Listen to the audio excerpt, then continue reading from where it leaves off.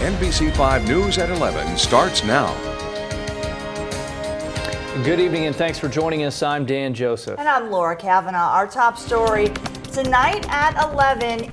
Facing budget cuts, a county program that helps criminal offenders transition into society is thinking outside the box. Once a captive audience for county work, they're now considering contracting to other public entities in an effort to become more self-sufficient.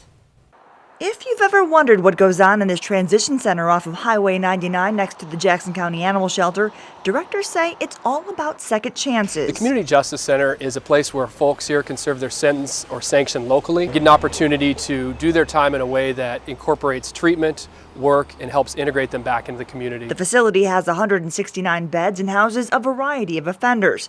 The common denominator, they are all close to their release dates. The charges don't necessarily determine who gets here. It has more to do with, are they close to being released without restriction? They've served their time, cleaned up their lives, and are looking for a fresh start. In addition to alcohol and drug treatment services, job search, our ultimate goal is to have these folks get employed in our community. One of the ways of doing that, Geyer says, is by getting into a routine and creating a work ethic. Historically, work crews from the transition center would work for the county, clearing brush. We work for ODOT, doing, picking up trash in the roads. We work for the Forest Service. We work for local municipalities, doing everything from brushing to light landscape work. But now those same crews could be eligible to work in the private sector. It all started with interest from private companies who were unsuccessful in attracting bidders. There's places where we're working, right alongside other folks, and the private entities have been, hey, we need that similar work done. It cost close to $4.3 million to operate the center.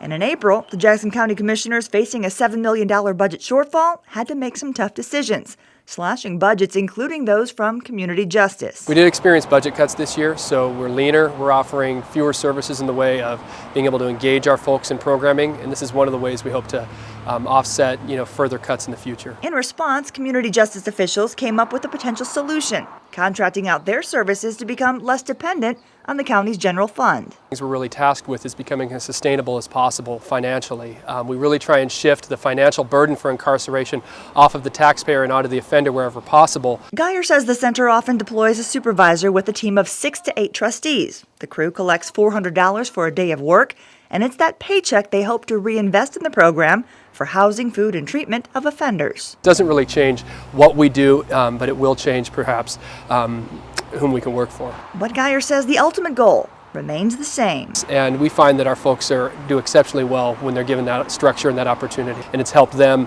become pro-social members of our societies.